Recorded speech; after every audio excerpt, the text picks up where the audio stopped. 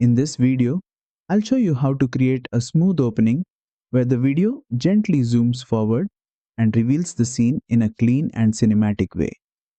Start by opening your project in CapCut Mobile and placing your video clip at the beginning of the timeline so the zoom feels intentional. Tap on the video clip to select it.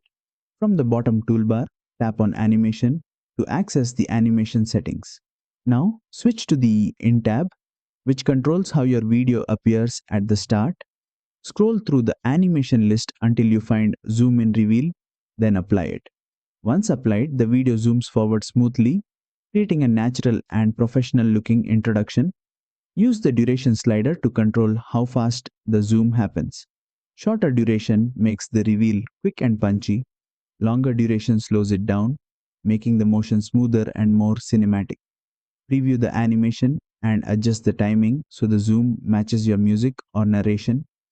And that's it, you've successfully added a zoom in reveal animation in CapCut Mobile. If this tutorial helped you, don't forget to like, share and subscribe for more CapCut Mobile animation tutorials.